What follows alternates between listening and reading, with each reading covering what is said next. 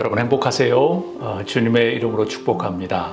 샬롬입니다. 하나님의 평화가 여러분과 함께하기를 소망합니다. 26살의 신문기자 마가렛 미첼은 사고로 인해서 다리를 다쳐서 신문사를 퇴직하게 되었습니다. 그는 자기의 인생이 다 무너진 것 같아서 좌절하고 낙심했죠. 그러나 내가 비록 다리를 다쳐서 기자 생활을 못하지만 그래도 무엇인가 할 수 있을 거야 라는 생각을 했습니다. 그는 자신이 신문사 기자였기 때문에 글을 쓸 수 있다고 생각했습니다. 그래서 그는 소설을 쓰기 시작했어요. 소설 한 권을 쓰는데 무려 10년이 걸렸다고 합니다. 그 원고를 가지고 출판사를 찾아다녔죠. 3년 동안 이곳저곳 출판사를 찾아다녔지만 누구도 거들떠보지 않았습니다. 읽어보려고 하지도 않았지요. 그렇지만 포기하지 않고 열심히 또 출판사를 쫓아다녔습니다. 나중에 원고가 다 헤어져서 너덜너덜해진 그 원고를 들고 말입니다. 어느 날인가 레이슨이라고 하는 출판사 사장을 만나려고 하는데 만날 길이 없었습니다. 그래서 출판사 사장이 여행하는 시간에 맞춰서 기차역에 나가섰다가 사장이 기차를 타려고 하는 순간 사장을 붙들고 사장님 기차 여행하시면서 이 원고를 딱 한 번만 읽어주세요 라고 부탁합니다. 사장은 하도 간절히 부탁을 하니까 받아들고는 가방에 넣었습니다. 일정이 바쁘다 보니 원고를 읽지 못했지요. 이 사장이 여행을 마치고 집에 돌아왔는데 보니까 자기 앞에 전보가 와 있었습니다. 원고를 한 번만 읽어주세요 미첼로부터. 그 뒤로 몇 달 후에 또 전보가 또다시 왔습니다. 원고를 한 번만 읽어주세요 미첼로부터.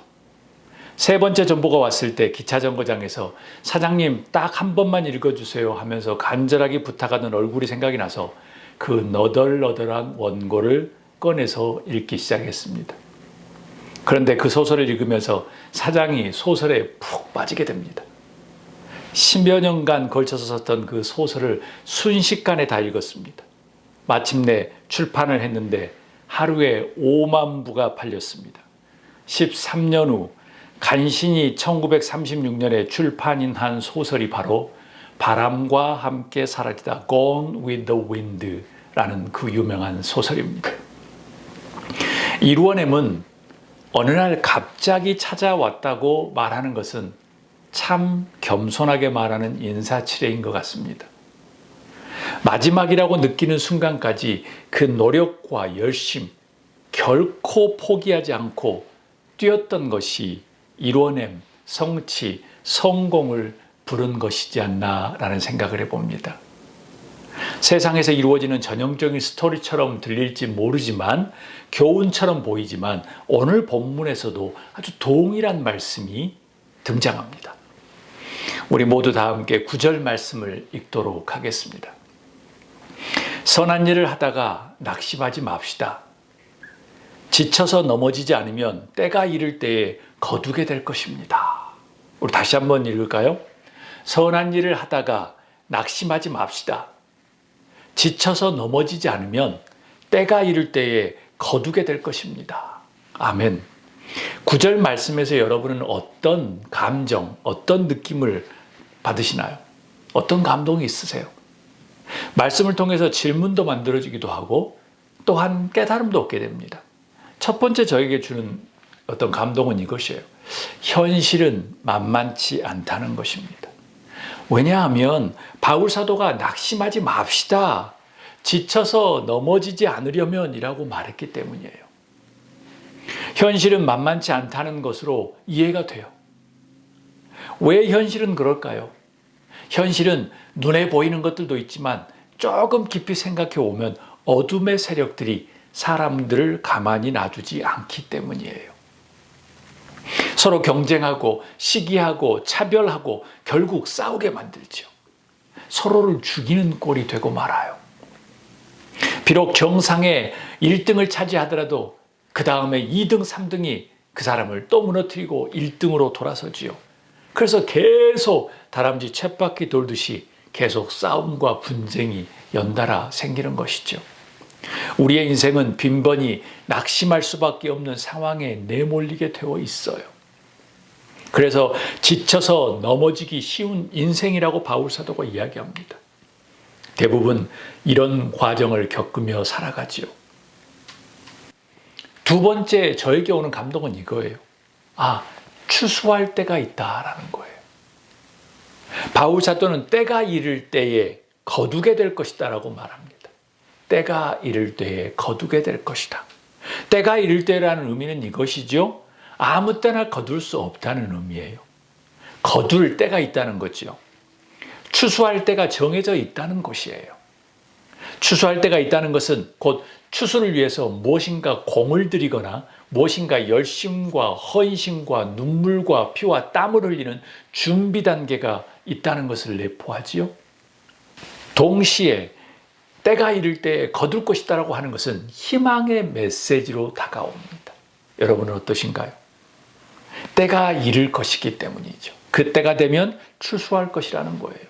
때가 이르면 수확을 할 것이라는 말이에요. 조금 멀어 보이지만 분명히 때가 이를 것이기에 희망과 소망을 버리지 말아라고 하는 그런 의미로 다가와요. 그리고 세 번째는 선한 일에는 방해 세력이 있다는 거예요. 바울 사도는 선한 일을 하다가라는 말을 하면서 선한 일을 하면 그냥 계속 모든 일이 다 형통하게 되는 것이라고 말하지 않아요. 척척 잘 될 것이라고 단언하지 않아요. 바울 사도는 선한 일과 낙심과 지쳐서 넘어짐이라는 그 단어를 아주 대조적으로 사용하고 있어요.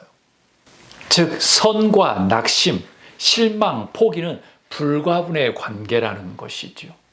이 어둠의 세력이 우리를 그렇게 넘어뜨리려고 한다는 거예요. 선한 일에는 방해 세력이 많다는 것이에요. 이른바 선이 가는 곳에서는 꼭 낙심과 실망과 포기라는 방해 세력이 꼭 따라다닌다는 거예요. 바울이 말한 선한 일이라는 것은 6절 말씀에 이런 말씀이 있었죠. 말씀을 배우는 사람은 가르치는 사람과 모든 좋은 것을 같이 나누어야 한다. 이 말씀 기억하시죠? 모든 좋은 것이란 신앙 공동체 안에서 서로 좋은 것이에요. 혼자만 일방적인 것이 아니라 쌍방이 다 좋은 것이죠. 사회적, 문화적, 인류학적으로 보더라도 모든 사람들이 공감할 수 있는 좋은 것이에요. 즉 영적인, 정신적인 것들을 다 포함하는 것입니다. 더욱 구체적으로 선한 일은 자기를 속이지 마십시오. 7절에 하나님은 조롱받으실 분이 아니십니다. 사람은 무엇을 심든지 심는 대로 거둘 것입니다. Do not deceive. God cannot be mocked. A man reaps what he sows. 7절 말씀에 합당한 것이에요. 즉 선한 것은 모두가 다 공감할 수 있는 좋은 것, 선한 것, 속이지 않는 진실된 것, 하나님을 조롱하지 않는 경외하는 것, 심는 대로 거두는 데 문제가 없는 것들을 말해요. 신실한 신앙의 길을 쫓는 우리에겐 선한 일을 하는 데 있어서 방해 세력이 많다는 것을 기억해야 합니다. 어둠의 세력들이죠.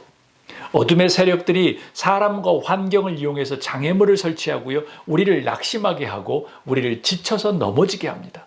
선한 일을 하는 사람들에게는. 그리고 때로는 분쟁과 싸움도 불사합니다. 그리고 공동체도 와해시킵니다. 사랑하는 여러분, 신앙의 여정에서 가족과 친구, 교회 공동체를 위해서 선한 일을 하다 보면 때론 어려움을 불가피하게 만나게 됩니다. 오해도 있을 수 있고요. 모함도 받을 수 있고요. 억울함도 생길 수도 있습니다. 당연히 그럴 수밖에 없는 것은 세상의 어둠의 세력이 그것을 방해하기 때문이에요. 교회 사역에도 마찬가지지요. 뭔가 열심을 내서 양육하고 전도하고 선한 일을 위해서 복음을 위해서 전할 때 좋은 일만 있는 것은 아니지요. 쉽지 않게 어려움 속에 빠져서 낙심에 빠지고 그 다음에 지쳐서 넘어지는 경우도 많아요.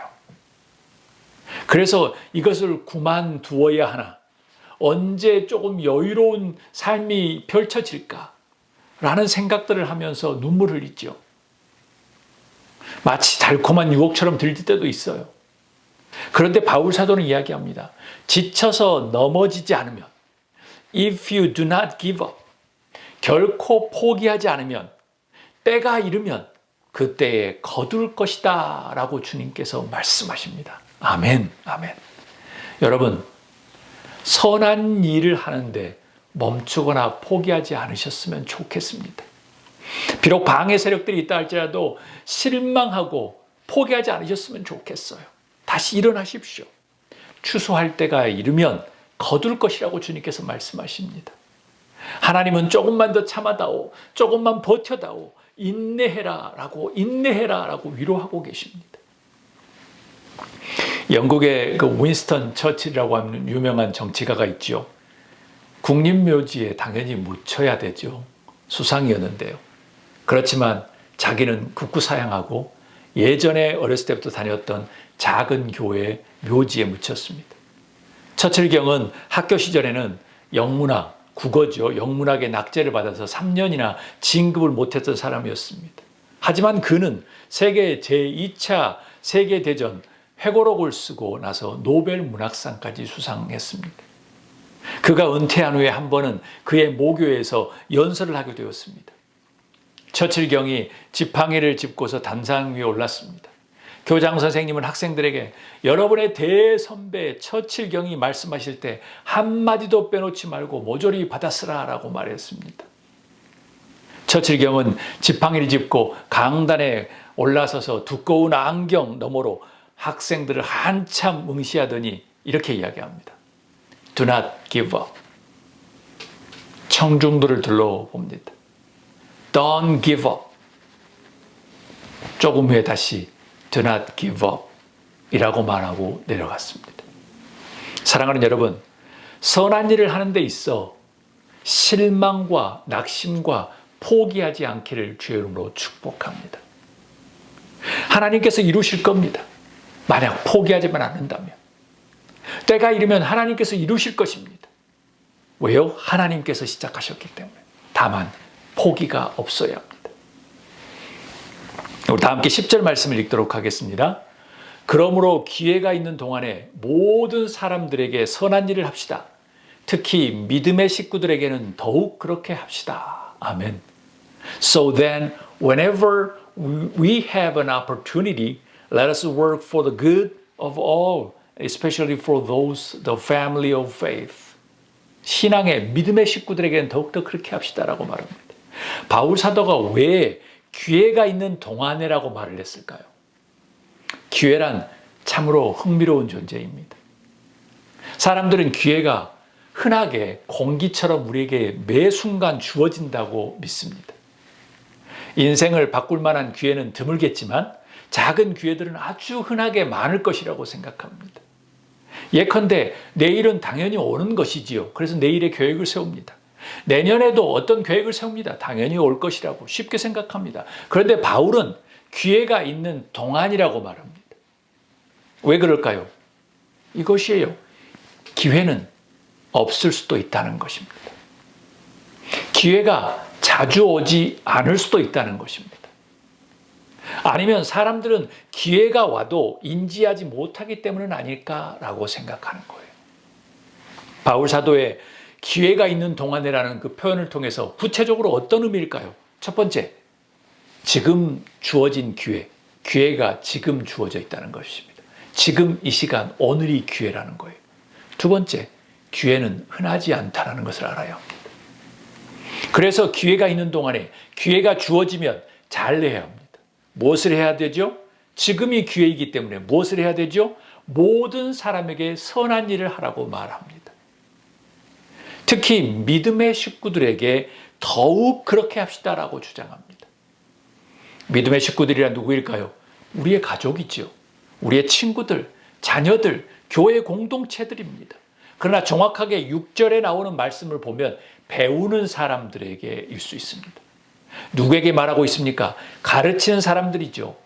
잘못된 율법을 가르치는 리더들, 앞선 사람들을 향해서 이야기하는 겁니다. 먼저 나누는 주체도, 자신을 속이지 말아야 할 사람도, 먼저 심어야 하는 사람들, 리더들이에요. 조금 먼저 믿었던 사람들이 배우는 사람들, 가르치는 사람들이 배우는 사람들에게 조금 더 선한 일을 하자라는 거예요. 당연히 어려운 사람들을 향해서 선한 일을 해야 하는 사람도 리더입니다. 어찌 보면 우리가 먼저 믿었다고 하면 이제 믿는 사람들, 그 믿음의 사람들에게 선한 일을 해야 합니다. 포기하지 말고 도전하라는 거예요. 부정의 마음으로 하다 보면 썩어질 것을 알기 때문이에요. 심는 대로 거두기 때문에 긍정한 마음으로 다시 한번 도전하라는 거예요. Don't give up 이라는 겁니다. 그래서 9절에 선한 일을 하다가 낙심하지 맙시다. 선한 일을 하다가 낙심하지 맙시다. 지쳐서 넘어지지 않으면 때가 이를 때에 거두게 될 것입니다. 라고 바울 사도가 이야기합니다. 이 말씀과 연결한다면 지금 우리에게 보이는 기회는 정말 중요한 순간입니다. 놓쳐서는 안 됩니다. 다시 돌아올 수도 있겠지만 지금 기회를 놓치면 육체로 심어서 썩을 열매를 맺을 가능성이 많습니다. 나중에 썩을 열매를 거둘 수 있는 거예요. 또한 낙심 가운데 지쳐서 넘어져서 포기하면 남들이 때가 되어서 추수할 때 나는 추수할 것이 없는, 정말 아무것도 얻지 못하는 상황이 될 수도 있다는 거예요. 기회가 있는 동안에 선한 일을 해야 합니다. 선한 일. 특별히 믿음의 식구들에게 선한 일을 해야 합니다. 믿음의 식구들이란 우리의 가족들, 그리고 우리와 함께 예배하는 지체들입니다. 가르치는 사람은 배우는 사람에게, 배우는 사람과 가르치는 사람이 서로 아름답게 선한 일을 해야 되는 것입니다. 책을 출판하는 것이 평생 소원이었던 50대의 목사님이 있었다고 합니다. 원고를 써서 많은 출판사에 보냈지만 아무도 호응해 주지 않았습니다. 퇴짜를 맞고 돌아온 원고 뭉치만 쌓였습니다. 실망에 빠지는 그는 원고 뭉치를 쓰레기통에 던졌습니다. 놀라서 말리던 아내에게 그는 신경질적으로 그까지 온 거 다 갖다 버려라 라고 말합니다. 원고를 쓰느라고 괜히 시간만 낭비했다 라고 소리쳤습니다. 그 다음 날 그의 아내는 또 다른 출판사를 찾아갔습니다. 출판사의 사장은 원고라기에도 너무 크고 투박한 갈색 포장의 그 꾸러미를 이상한 눈으로 쳐다보았습니다. 갈색 포장지를 풀자 쓰레기통에 버려진 원고 뭉치가 나왔습니다. 쓰레기통에 묻혀서 영원히 빛을 보지 못할 것만 같았던 그 원고는 노만 빈센트 필 목사님의 The Power of Positive Thinking이라는 책으로 나오게 되었습니다. 목사님의 아내마저도 포기했다고 하면 오늘날까지 읽히는 그 유명한 저서는 출판되지 못하고 쓰레기통에 아마 버려졌을 것입니다. 그 이후로 목사님은 46권의 책을 더 집필했습니다. 곧 있으면 때가 찾아오는데 우리는 그 하루를 기다리지 못하고 포기할 때가 너무나도 많습니다. 모든 것에는 적당한 때가 있습니다. 그 때는 반드시 찾아옵니다. 사랑하는 여러분, 확신을 가지고 낙심과 지쳐 넘어짐과 포기 대신에 때를 기다리고 그 때에 추수하는 여러분이 될 수 있기를 주의 이름으로 축복합니다. 사랑하는 여러분, Don't give up, 포기하지 마십시오. 저에게 이야기하는 말씀입니다. 우리가 시작한 아름다운 선한 일들, 그것은 우리가 다 하려고 노력하지 마십시오. 하나님께서 기억하고 계십니다. 다만 힘들고 어려울 때, 끝이 보이지 않을 때 포기하지 않으면 됩니다. 하나님께서 자신의 영광을 위해서 친히 이루실 것이기 때문입니다. 포기하지 마십시오. 믿음으로 승리하십시오. 하나님께서 일하시고 하나님께서 이루시리라고 믿습니다. 아멘.